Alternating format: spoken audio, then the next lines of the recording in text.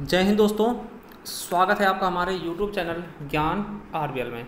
दोस्तों आपको पता है कि आपके यूपीएसआई के एग्ज़ाम लगे हुए हैं। देखिए ये वीडियो खास करके स्पेशल यूपीएसआई के लिए ही है दोस्तों, क्योंकि देखिए आपको पता है कि यूपीएसआई में कथन और पूर्ण अवधारणा से दोस्तों 2 क्वेश्चन पूछाते हैं, कथन तर्क से भी 2 क्वेश्चन पूछाते हैं। ठीक है, तो हमने देखिए कथन तर्क के बारे में 3 वीडियो बना दी है। ठीक, प्रीवियस ईयर क्वेश्चन भी हमने करवाए हैं और बहुत ही अच्छे से समझाने की कोशिश भी की है। इसके अलावा दोस्तों हमने जनहित याचिकाएं पढ़ा दी हैं, बहुत सारी चीज़ें हमने पढ़ा दी हैं। अगर आपने अभी तक नहीं देखा तो आप जा सकते हैं प्लेलिस्ट पे, जहां आपको मिल जाएगा मिशन यूपीएसआई के नाम से हमने फोल्डर बना दिया है, प्लेलिस्ट क्रिएट कर दी है, वहां जाकर के आप देख सकते हैं। देखिए सबसे पहले हमने एक चीज़ बताया था कि कथन जो पूर्ण अवधारणा होते हैं, कथन निष्कर्ष होते हैं, कथन तर्क होते हैं दोस्तों, उनके बारे में हमने एक वीडियो बना दी है कि समझते कैसे हैं, क्या होता है, कैसे क्या होता है दोस्तों, उनके बारे में हमने बहुत ही अच्छे से आपको समझाने की कोशिश भी की है। ठीक है, हालांकि आपने देखा या नहीं देखा वो आप पे निर्भर करता है। और दोस्तों हमने बोला था कि हम रीजनिंग के लिए जो अलग से चैप्टर होते हैं दोस्तों, उनकी हम तैयारी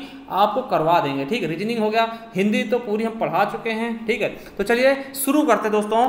कथन एवं पूर्ण अवधारणा पढ़ाएंगे। आपको बता दें ये वीडियो दोस्तों आपके लिए गेम चेंजर हो सकती है, यानी कि आपके 5 नंबर पक्के कर सकती है। ठीक है, केवल समझ होनी चाहिए आपके अंदर। ठीक है, तो वही हम विकसित करने आए हैं। चलिए शुरू करते हैं यूपीएसआई के लिए। तो देखिए सबसे पहले हम एक चीज़ समझ लें कि दोस्तों ये जो 3-4 शब्द होते हैं कि कथन तर्क क्या होता है, ठीक है, कथन पूर्ण अवधारणा क्या होती हैं, कथन निष्कर्ष क्या होता है, कथन कार्रवाई क्या होती है, पहले इनके बारे में थोड़ा समझ लीजिएगा। क्योंकि हालांकि हमने एक वीडियो बनाया भी, अगर आपने नहीं देखा तो हम थोड़ा शॉर्ट में बता दे रहे हैं और आगे आप उसको देख लीजिएगा, तभी आप पूर्ण रूप से सक्सेस माने जाएंगे। चलिए देखिए एक चीज़ समझिएगा, हम आज बात करते हैं पूर्ण अवधारणा की, है ना, इसके बारे में पढ़ेंगे। देखिए इसके बारे में हम पढ़ चुके हैं, ये आप जानते हैं। देखिए पूर्ण अवधारणा क्या होती है समझिएगा। एक हम उदाहरण देकर दोबारा समझाना चाहते हैं। जैसे कहा गया क्या कि राम जो है, ठीक है, या फिर कोई भी व्यक्ति, मान लिया मैं ही हूँ दोस्तों, मैं क्या हूँ कि मैं क्लास 9th में फेल हो गया। ठीक, मैं क्लास 9th में फेल हो गया। किसमें दोस्तों, मैं जो है, ठीक है, क्लास 9th में फेल हो चुका हूँ। ठीक, अब देखिए क्लास 9th में फेल हो चुका हूँ। अब देखिए तर्क क्या होगा, ठीक है, तर्क क्या होगा, है ना। तो देखिए अब देखिए समझिएगा। देखिए तर्क एक अलग चीज़ होती है, तर्क के बारे में हमने वीडियो बनाई है, वो अलग चीज़ें जो उसमें सन्निहित होती हैं उनके बारे में बात करते हैं। अब देखिए मैं क्लास 9th में फेल हो गया हूँ। अब देखिए एक चीज समझिएगा, इसके जो पीछे का कारण, मतलब इसके पहले का कारण जो होता है वो पूर्व अवधारणा होता है। ठीक, मतलब क्यों फेल हुआ हूं दोस्तों, इसका कारण क्या था कि पहले अगर मैं क्या कर लेता तो ये नौबत नहीं आती दोस्तों। तो वो चीज क्या है, पूर्ण अवधारणा होती है दोस्तों। उसके बाद क्या हो सकता है, मतलब फेल होने के बाद क्या हो सकता है, वो होता है क्या, निष्कर्ष होता है, वही कार्यवाही होती है दोस्तों। अब देखिए समझिए, अब एक कथन आएगा कि दोस्तों कि मैं यानी कि संदीप क्लास 9th में फेल हो चुका है। ठीक है, तो अब इसमें दोस्तों पूर्ण अवधारणा क्या होगा। और देखिए मेरे पिताजी सोचेंगे तो यही कहेंगे क्यों पढ़ता नहीं था, ना, मैंने मेहनत नहीं की, यही तो होगा भाई। पूर्ण अवधारणा क्या होता है, लोग विचार करने लगते हैं कि भैया हो सकता है तुमने पढ़ाई ना की हो। तो यही चीज़ें क्या है, यही पूर्ण अवधारणा होती हैं कि जो उसके होने के बाद, कोई चीज़ घटित होने के बाद दोस्तों उसके बारे में सोचा जाए कि ये कैसे हुआ। ठीक है, वो चीज़ क्या होती है, घटना। देखिए ये मान लो कोई घटना घटी हमारे साथ कि मैं फेल हो चुका हूँ, तो उसके बारे में सोचना कि मैं, मतलब कि अब लोग बोलेंगे कि मैंने पढ़ाई नहीं की। हाँ ये बिल्कुल सही है, पूर्ण अवधारणा क्या हो सकती है, मैंने पढ़ाई नहीं की। ठीक है, अब देखिए निष्कर्ष क्या निकलेगा। अब देखिए पूछेंगे निष्कर्ष कौन सही होगा इसका, तो हम कह देंगे भैया कि हमें फिर से 9th पढ़ना पड़ेगा। ठीक है, क्या निकलेगा निष्कर्ष, फिर से 9th ही पढ़ना पड़ेगा, हम 10th में नहीं जा सकते हैं। तो ये भी हो सकता है। अब देखिए क्वेश्चन दे देंगे भैया कि संदीप क्लास 9th में फेल हो गया, तो निष्कर्ष क्या होगा कि वो, मतलब कि वो क्लास 10th में चला जाएगा, है ना, या फिर क्लास 10th में नहीं जा पाएगा। दोस्तों इस तरह से आपको समझना होगा। और कार्यवाही क्या होती है कि इसके बाद मतलब क्या करना है कि अब भैया अब तो फेल ही हो गया, अब कार्यवाही क्या होगी, ये तो भाई क्या होगी कि भैया अब अच्छे से मेहनत करें, यही कार्रवाई हो सकती है। ठीक, अब मान ले देखिए दोस्तों बता दें दूसरा एक कंडीशन देखिएगा कि मान ले दोस्तों कि मैं जाता हूं और एक्सीडेंट हो गया मेरा। ठीक है, मेरा एक्सीडेंट हो गया, तो अब देखिए तुरंत दोस्तों पूर्ण अवधारणा क्या होगी, जो लोग देखेंगे क्या बोलेंगे, अब घर पे हम बताएंगे भैया मैं एक्सीडेंट हो, क्या बोलेंगे, लापरवाही, तुमने तेजी गाड़ी चलाई होगी ना, तेज से गाड़ी चलाई होगी। अब देखो वही पूर्ण अवधारणा होगा। मतलब जो चीज़ दोस्तों कि उस काम को होने के बाद दोस्तों आपके दिमाग में जो चीज़ आ जाए। ठीक है, ऐसा नहीं तो ऐसा थोड़ी कहेंगे कि भैया कि भाई एक्सीडेंट हो गया, तुमने मतलब कि हो सकता है तुमने धीमी गाड़ी चलाई हो, है ना, ऐसा नहीं, है ना। जो चीज़ देखिए सबके दिमाग में आ जाए। देखिए अगर कहते हैं कि पूर्ण अवधारणा हो, मतलब आपकी एक्सीडेंट हो गया, तो अब आप देखिए कि बच्चे, कोई थोड़ी बोलेगा कुत्ता सामने आ गया था, नहीं, कुत्ता सामने आने से एक्सीडेंट नहीं होता। ठीक है, ये चीज़ समझिएगा कि जो चीज़ें, मतलब जो लोग सबको ही लगे कि हाँ यही कहने वाले हैं। ठीक है, अब देखिए गाड़ी तेज चला रहे हो इसका मतलब क्या है, मतलब एक्सीडेंट हुआ इसका मतलब क्या, कहेंगे बहुत तेज गाड़ी चलाते हो ना, यही कहेंगे। ये नहीं कहेंगे कि कोई आ गया होगा कैसे होगा, ये नहीं कहेंगे। ठीक, क्या पता आप आप देखिए उसको पता नहीं कि आपका एक्सीडेंट कैसे हुआ है, क्या पता आप खड़े हो, कोई आके स्कूटी वाली आके ठोक के चली जाए, ठीक है, तो वो चीज़ समझिएगा। तो पूर्ण अवधारणा का जो सबके मन में तुरंत विचार आ जाए वही पूर्ण अवधारणा होती है, ठीक है। तो इसी के बारे में बात करेंगे। और देखिए अब मान लिया एक्सीडेंट हो गया मेरा, ठीक, अब निष्कर्ष क्या निकलेगा दोस्तों, निष्कर्ष क्या निकला, मुझे चोट लग गई है ना, निष्कर्ष क्या लगा, मुझे चोट लग गई। और कार्यवाही क्या हो सकती है, भैया मेरा इलाज कराओ, मुझे अस्पताल भेजो, ठीक, ये होती है कार्यवाही। जो देखिए अब चीज बता दें कि देखिए मान लो कोई घटना घटती है, उसके पहले की अवस्था क्या बोलते हैं दोस्तों, पूर्ण अवधारणा बोलते हैं, यही हम पढ़ने वाले हैं। और जो बाद में जो क्रियाएं होती हैं उनको निष्कर्ष और कार्यवाही बोलते हैं। चलिए शुरू करते हैं इस चैप्टर के हम 10 क्वेश्चन जो कि आपके यूपीएसआई में पूछे गए होंगे, उन्हीं को हम देखने वाले। चलिए अब देखिए देखते हैं पहला क्वेश्चन। देखिए पहला क्वेश्चन देखिए दोस्तों, पहला क्वेश्चन बहुत ही शानदार, जबरदस्त, जिंदाबाद, ठीक है। चलिए अब देखिए क्या कहा गया है कि नीचे दिए गए सवालों में से एक कथन है जिसके बाद 2 पूर्वानुमान दिए गए हैं। दोस्तों आपको यह जानकर यह मानकर चलना होगा कि कथन में सब कुछ सच है। दोस्तों एक चीज आपको देखना होगा, जो कथन दिया होगा वो अपने आप में पूर्णतः सत्य होगा, वो चाहे जो कहे, ठीक है। तो पूर्वानुमानों पर विचार करें और निर्णय करें कि उनमें से कौन सा कथन अंतर्निहित है दोस्तों, ठीक है। तो देखिए पहला समझिए कथन क्या दिया हुआ, ये समझिए पहले, निष्कर्ष की तो हम बाद में बात करें। देखिए आपको पता होगा यूपीएसआई के पेपर में पूछा गया 16 दिसंबर 2017 को, ठीक, 3rd बैच में। देखिए क्वेश्चन क्या है कि पेटा एक अंतरराष्ट्रीय संगठन है जो जानवरों के सताए जाने का विरोध करता है। समझिएगा पेटा एक क्या है दोस्तों, आपको पता होगा पेटा संगठन है, आपको पता होगा कि जो जानवरों के ऊपर काम करता है दोस्तों, ठीक है। तो पेटा एक अंतरराष्ट्रीय संगठन है जो जानवरों के सताए जाने का विरोध करता है। अब देखिए पूर्वानुमान क्या है भाई, पूर्वानुमान क्या है कि देखिए ये जो पेटा है दोस्तों ये जानवरों से प्यार करता है, यही तो है, तभी तो सताए जाने का विरोध कर रहा है। अब देखिए पूर्वानुमान क्या है, पेटा के सभी सदस्य जानवरों से प्यार नहीं करते। भैया ये कहीं तक सही नहीं है, भैया प्यार करते हैं, ठीक है, प्यार करते हैं ना भाई, संगठन क्यों खोला गया, क्योंकि वो प्यार करते हैं, वो बचाना चाहते हैं। अब देखिए दूसरा है कि पेटा के अनुसार जानवरों को केवल भोजन के लिए मारा जा सकता है। भैया ये भी कहीं ना कहीं इससे क्या मतलब हमको, भाई भोजन के लिए मारा जा सकता है, कैसे मार लोगे तुम, ठीक है। अब ऐसा थोड़ी तुम शेर खाते हो शेर मार दोगे, ठीक है, ऐसा नहीं है, ठीक है। तो दोस्तों इसमें आपको लग रहा होगा कि कोई भी कथन जो है पूर्वानुमान कोई भी सही नहीं है दोस्तों, पूर्वानुमान कोई भी सही नहीं है मेरे दोस्तों, क्या है, कोई भी पूर्वानुमान सही नहीं है। आपको पता चल रहा होगा कोई भी सन्निहित नहीं दोस्तों ना।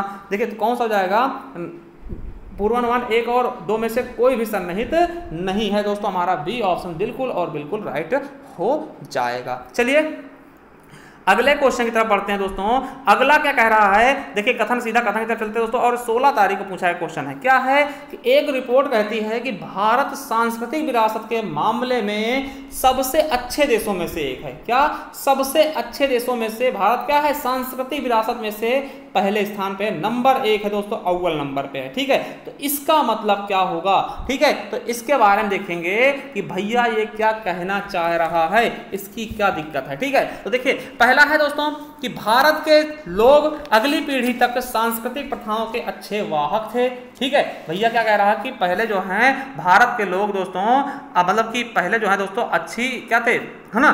तो देखिए क्या कह रहे हैं, भारत के लोग अगली पीढ़ी तक सांस्कृतिक प्रथाओं के अच्छे वाहक थे, ठीक है, वाहक थे। और दूसरा क्या कह रहा है कि सांस्कृतिक विरासत के मामले में भारत किसी भी अन्य देशों की तुलना में बेहतर है, किसी भी अन्य देशों की तुलना में बेहतर। दोस्तों एक चीज बता दें, हम तुलना तो करते नहीं दोस्तों किसी से, ठीक, तो इसकी छोड़ दीजिए, ठीक है। अब देखिए भाई देखिए एक चीज समझिएगा भाई, भारत सांस्कृतिक विरासत के मामले में अच्छे देशों में से एक है। अब देखिए ये कथन कब आया होगा, जाहिर सी बात कि हमारी जो भारत के अगली पीढ़ी इस पीढ़ी तक सांस्कृतिक प्रथाओं के अच्छे वाहक रहेंगे, तभी तो भैया सांस्कृतिक में आज नंबर 1 है हमारा देश ना।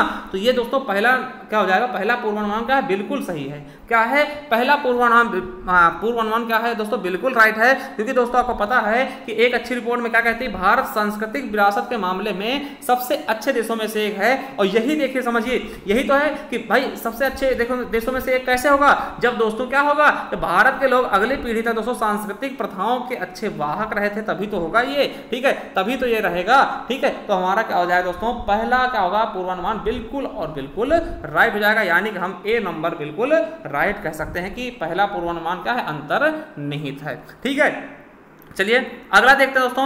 अगला देखिए, ये देखिए फिर से दोस्तों आपके यूपीएसआई का 22 तारीख का क्वेश्चन है। अब कथन क्या है, कथन पहले समझते हैं। कथन क्या है कि क्या भारतीय नौकरशाह दुनिया में सबसे कम कुशल हैं। समझिएगा, क्या भारतीय नौकरशाह दुनिया में सबसे कम कुशल हैं। अब समझिए दोस्तों, अब कहा क्या जा रहा, पूर्वानुमान क्या लगा, क्यों भैया कम कुशल होंगे। अब देखिए नौकरशाहों की कार्य क्षमता में पिछले कुछ दिनों में कमी आई है। भैया इसके आधार पे हम कह सकते हैं क्या, इसके आधार पर तो ये निकाला नहीं गया होगा भैया सबसे कम कुशल मतलब क्या, कुशल मतलब क्या होता है, देखिए कुशल मतलब क्या होता है समझिएगा, कुशल मतलब क्या होता है ये बताइए पहले। कुशल मतलब होता है क्षमता, स्किल कितनी है, स्किल, ठीक है। अब मान लिया समझिएगा, मान लिया मेरे अंदर पढ़ाने की स्किल बहुत अच्छी है, ठीक है, तो देखिए अब क्या मेरे देखिए अब नौकरशाहों की कार्य क्षमता में पिछले दिनों से कुछ कमी आई होगी। अब देखिए मेरे अंदर स्किल से कार्य क्षमता से कोई मतलब नहीं है, ठीक, स्किल से कार्य क्षमता से, मान लिया भैया मैं किसी चीज में कुशल हूं और मैं काम ही ना करूं, ठीक है, मैं काम ही ना करूं दोस्तों, हमें कुशल से मतलब क्या हो, कुशल में सबसे कम कुशल है इसका मतलब थोड़ी ना कि मतलब कार्य क्षमता में कमी हो जाएगी भैया, ऐसा बिल्कुल गलत होगा। ये चीज आप समझने की कोशिश करिएगा कि दोस्तों कार्य क्षमता से कुशलता से कोई लेन देन नहीं होती। देखिए कुशल आदमी, कार्य क्षमता क्या होती है दोस्तों, आप कार्य कितना कर सकते हैं, ठीक है, और कुशल क्या दोस्तों उसमें निपुणता, ठीक है। चलिए तो दोस्तों हमारा पहला नहीं समझ में आ रहा है। दूसरा देखते हैं भारतीय लोक कर्मचारियों को सबसे अच्छा टाल मटोल करने वाला माना है। तो टाल मटोल करने वाला के जरिए हम ये नहीं कह सकते वो कुशल कम है, ठीक है। देखिए टाल मटोल क्या, लापरवाह होता दोस्तों, तो बिल्कुल सही होता कि लापरवाह होते जा रहे हैं तो बिल्कुल सही होता दोस्तों, क्योंकि टाल मटोल कर रहे हैं, लापरवाही कर रहे हैं। अब टाल मटोल से दोस्तों हम स्किल को थोड़ी नहीं कह सकते भाई कुशल हैं। अब मान लिया भैया एक नाई है, समझिएगा एक नाई है, वो कुशल है, बहुत अच्छा कुशल है। अब कहते भैया कि वो अभी जाओ उसके पास, वो कहते भैया हम आज बाल नहीं काटेंगे, इसका मतलब थोड़ी कि उसके अंदर कुशलता कमी है, भाई कुशल तो है। हाँ ये है कि अगर कहते लापरवाह हो गया, हाँ ये बिल्कुल सही, लापरवाह हो सकता है, लापरवाह हो, मगर दोस्तों कहते हैं उसके पास कुशलता नहीं, तो ये बिल्कुल गलत होगा। दोस्तों हमें कहीं ना कहीं इसमें से दोनों के दोनों कथन क्या गलत लग रहे हैं, दोनों के दोनों कथन क्या हैं, गलत लग रहे हैं, ठीक है। तो हमारा सी ऑप्शन क्या होगा, बिल्कुल राइट होना चाहिए दोस्तों, क्या सी ऑप्शन बिल्कुल राइट होना चाहिए, ठीक है। चलिए अगले क्वेश्चन तरफ पढ़ते हैं। नेक्स्ट क्वेश्चन क्या कह रहा है, देखिए आपके समझ में आ रहा है तो हमें बताइएगा, ठीक है। चलिए देखिए अगला क्वेश्चन क्या कहता है, बिजली के मामले में, ठीक है। तो बिजली के बारे में बताया दोस्तों, बिजली से संबंधित एक क्वेश्चन है दोस्तों, ठीक है। क्या है, देखिए क्या है कि बिजली आपूर्ति निगम ने, देखिए क्या है कि बिजली आपूर्ति निगम ने व्यापार जिला क्षेत्र में कुछ अधिक संग्रह केंद्र खोलने का फैसला लिया। अब देखिए क्यों फैसला लिया होगा, अब देखिए मान लिया उसने फैसला लिया भैया हम बिजली आपूर्ति निगम में के मतलब कि व्यापार जिले में और भी अधिक केंद्र खोलें, क्यों खोलने की उसने सुना होगा, क्योंकि देखिए अब पूर्वानुमान क्या कहा जा रहा है, इस क्षेत्र में कई लोग फैसले का स्वागत कर सकते हैं दोस्तों। अब देखिए फैसले का स्वागत कर रहे होंगे मतलब लोगों ने कहा होगा भैया यहाँ पे खोलो, तभी तो खोलने के लिए सोचा जा रहा हो दोस्तों, कहीं ना कहीं पहला सही लग रहा। अब भाई लोगों ने कहा होगा भैया हमारे यहाँ खोलो, हम स्वागत करते हैं उस चीज़ का, आप दूसरा केंद्र खोलिए और अधिक केंद्र खोलिए, तो इसीलिए दोस्तों उसने कहीं ना कहीं सोचा होगा कि हाँ खोलते हैं, तो पहला कथन तो सही लग रहा है। दूसरा है इसके बाद से बिजली के बिल का भुगतान करने के लिए ग्राहकों को कम समय लग सकता है, दोस्तों बिल्कुल सही।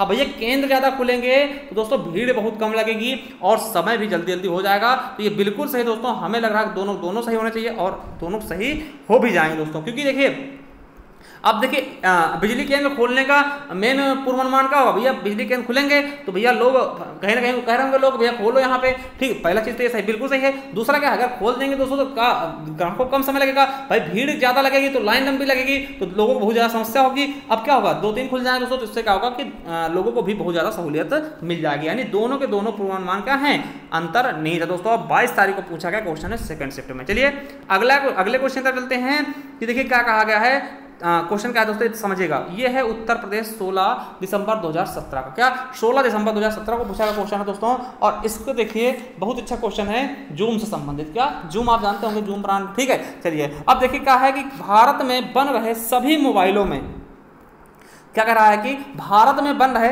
सभी मोबाइलों में जूम ब्रांड की बिक्री सबसे अधिक है दोस्तों। क्या सबसे अधिक कौन से जूम ब्रांड बिक रहे हैं दोस्तों, जूम मोबाइल है दोस्तों, ठीक है, वो सबसे ज्यादा बिक रही, ये कहा गया कथन। अब पूर्वानुमान क्या हो सकता है, पूर्वानुमान कह सकता है कि भारत में बिकने वाले सभी मोबाइलों की बिक्री क्या है। भाई एक चीज बताइए, ये तो हमारे हिसाब से बिल्कुल सही है। देखिए अगर देखिए क्या कर रहा है, देखिए पहले कथन एक बार दोबारा समझ लीजिएगा, भारत में बन रहे सभी मोबाइलों में जूम ब्रांड की बिक्री सबसे अधिक है, जूम ब्रांड की। अब देखिए हम तभी बता पाएंगे भैया कि भैया जूम ब्रांड सबसे अधिक बिक रहा है जब सबका हमारे पास डेटा होगा कि भैया कौन कौन से मोबाइल बिक रहे हैं, तभी तो हम बता पाएंगे सबसे ज्यादा कौन सा बिक रहा है। तो देखिए तो पहला क्या है कि भारत में बिकने वाले सभी मोबाइलों की बिक्री ज्ञात है, भाई बिल्कुल सही है। अगर सबकी बिक्री ज्ञात नहीं होती तो हम बता ही नहीं पाते जूम सबसे ज्यादा बिक रहा है, बिल्कुल सही ना। चलिए अगला है कि भारत में दूसरा कोई मोबाइल इतना नहीं बनता जितना कि जूम बनते। अब देखिए यहाँ बनने की बात नहीं की गई है भाई, बिकने की बात की गई है। बिकने की बात की गई, मान ले भैया कि दूसरा मोबाइल सैमसंग है, दोस्तों सैमसंग ज्यादा बनाता हो पीस, मगर बिक ही नहीं रहे, तो ऐसा थोड़ी नहीं कर सकते भैया सबसे ज्यादा दूसरा मतलब सबसे ज्यादा जूम ही बना रहा। भाई हो सकता है कि जूम कम बना रहा हो, बिक्री ज्यादा हो रहे हो, और सैमसंग ज्यादा बना रहा हो, है ना, मैन्युफैक्चरिंग ज्यादा कर रहा हो मगर बिक्री कम होते हो। तो ये तो कथन दोस्तों कहीं ना कहीं अंतर्निहित नहीं है, इससे कोई मतलब ही नहीं है दोस्तों। तो हमारा ए ऑप्शन क्या है, पूरा का पूरा अंतर्निहित है, तो केवल ए हो जाएगा, बिल्कुल राइट हो जाएगा। चलिए आगे बढ़ते हैं दोस्तों और नेक्स्ट क्वेश्चन की तरफ चलते हैं। अगला क्वेश्चन क्या है दोस्तों, पढ़ते हैं कि पहला कथन क्या दिया गया है दोस्तों।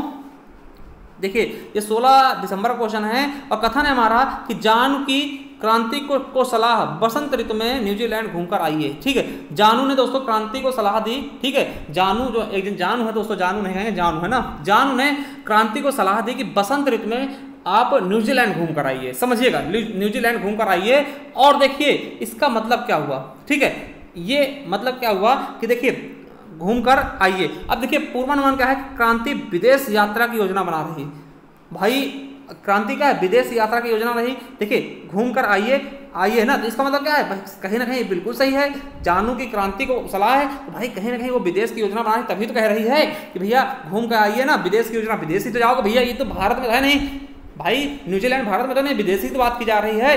तो दोस्तों पहला क्या हो जाएगा, पूर्वानुमान बिल्कुल सही हो जाएगा। अब दूसरा, जानू एक ट्रेवलर एजेंट है। भाई जरूरी थोड़ी ना जानू क्या पता क्रांति की जानू ही हो, है ना, वो ट्रेवलर एजेंट थोड़ी ना कहेगा दोस्तों। ठीक है, हो सकता हो और हो सकता ना हो, ये कोई जरूरी थोड़ी कि भैया सलाह दे। अब मान लो तुम्हारे घर वाले कह रहे हैं भैया जाओ बाहर घूम के आ जाओ, मतलब इसका मतलब थोड़ी कि वो ट्रेवलर एजेंट है। ठीक है, तो ये दूसरा जो है पूरी तरह से अंतर्निहित नहीं है। ठीक है, क्या है दूसरा पूरी तरह से अंतर्निहित नहीं, मगर पहला तो भैया अंतर्निहित है कि विदेश यात्रा के बारे में कहा जा रहा है, योजना बन रही दोस्तों। तो हमारा बिल्कुल सही जाएगा, केवल एक पूर्वानुमान बिल्कुल राइट है। क्या है, केवल एक पूर्वानुमान बिल्कुल और बिल्कुल क्या है, निहित है दोस्तों, सही है। चलिए अगले क्वेश्चन की तरफ बढ़ ले दोस्तों। अगला क्वेश्चन क्या है कि केंद्रीय सड़क परिवहन और राजमार्ग, देखिए 16 दिसंबर क्वेश्चन है कि केंद्रीय सड़क परिवहन और राजमार्ग मंत्रालय, एक चीज हमें आप कमेंट में करिएगा कि दोस्तों केंद्रीय सड़क परिवहन और राजमार्ग मंत्रालय के कौन है दोस्तों मेन। ठीक है, चलिए अब बताइए, राजमार्ग मंत्रालय ने सभी वाहन निर्माताओं के लिए प्रत्येक वाहन से संबंध में जितना वे अप्रैल 2017 तक उत्पादन करते हैं उत्सर्जन और ध्वनि प्रदूषण विवरण प्रदान करना अनिवार्य कर दिया गया है। ठीक है, समझिएगा कि दोस्तों प्रत्येक वाहन के संबंध में वे जिनका वे है ना जिसका वे अप्रैल 2017 तक उत्पादन करते हैं उत्सर्जन और ध्वनि प्रदूषण विवरण प्रदान करना अनिवार्य कर दिया है। देखिए पूर्वानुमान क्या होगा, पूर्वानुमान क्या होगा दोस्तों, इसके बारे में हमें इसमें बताना है दोस्तों। ठीक है, अब देखिए पूर्वानुमान क्या है, अप्रैल 2017 से पहले नियम अनिवार्य नहीं था। भाई अगर ये समझिएगा बिल्कुल सही है, क्यों, क्योंकि दोस्तों अगर अप्रैल 2017 से पहले अनिवार्य होता तो ऐसा क्यों कहा जाता कि अनिवार्य कर दिया गया ना, अगर पहले से होता तो फिर क्यों करते, तो ये तो बिल्कुल सही भैया। ठीक है, दूसरा क्या है कि भारत में वाहन शोर प्रदूषण और उत्सर्जन से मुक्त नहीं है दोस्तों, और ये भी बात कहीं ना कहीं दोस्तों सही है। अगर भैया भारत शोर प्रदूषण और उत्सर्जन मुक्त से दोस्तों अगर मुक्त होता तो ये चीज लागू करने की जरूरत ही नहीं पड़ती। तो ये भी आप बिल्कुल अच्छे समझ रहे हैं दोस्तों कि अगर ये चीज लाया गया है, इसका पूर्वानुमान क्या था कि दोस्तों आपके यहाँ ये चीज रही होगी तभी तो आप ला रहे हो, है ना, शोर प्रदूषण कर रहे होंगे दोस्तों, मतलब वाहन जो है शोर प्रदूषण कर रहे होंगे, उत्सर्जन कर रहे होंगे, तभी तो ये नियम लाया गया है। ठीक है, तो दोनों के दोनों दोस्तों क्या है, अंतर्निहित है दोस्तों। क्या है, पूर्वानुमान एक और दो दोनों के दोनों क्या है, निहित है दोस्तों। ठीक है, चलिए आगे देखते हैं। अगला क्वेश्चन क्या है कि केवल अंक पा लेना ही शिक्षा का एकमात्र लक्ष्य नहीं होना चाहिए।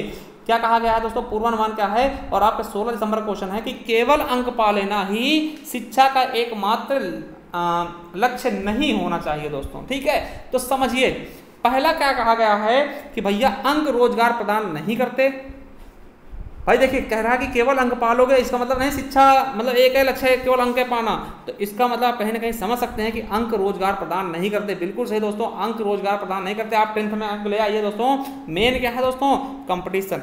ठीक है, तो देखिए इसमें कहा गया केवल अंक पा लेना ही एकमात्र शिक्षा लक्ष्य नहीं है दोस्तों, तो बिल्कुल मतलब अंक के बारे में पूर्णतः अंक ही सही नहीं, इसके बारे में बताया गया। तो दोस्तों अंक रोजगार प्रदान नहीं करते, ये बिल्कुल सही है। ठीक, अंक से ही रोजगार थोड़ी मिल जाएगा, तो बिल्कुल सही है। अंकों से में हमें शैक्षणिक संस्थानों में सीटें मिलती है दोस्तों, इसके बारे में कहा ही नहीं गया है, तो ज़्यादा हम आगे नहीं जाएंगे दोस्तों। तो हमारा ए ऑप्शन बिल्कुल राइट हो जाएगा, केवल एक ही निहित करता है, दूसरा नहीं दोस्तों, तो केवल एक, है ना। चलिए अगले तरफ चलते हैं दोस्तों। अगला क्वेश्चन क्या है दोस्तों, देखिए अगला क्वेश्चन क्या है कि कथन क्या है कि आनुवंशिक रूप से संशोधित, क्या दोस्तों, आनुवंशिक रूप से संशोधित, ठीक है, जीएम क्या होती है, जो फसल किस्म होती हैं, फसलें भविष्य की पीढ़ी को प्रभावित कर सकती हैं, ठीक है, क्या भविष्य की पीढ़ी को प्रभावित कर सकती हैं दोस्तों।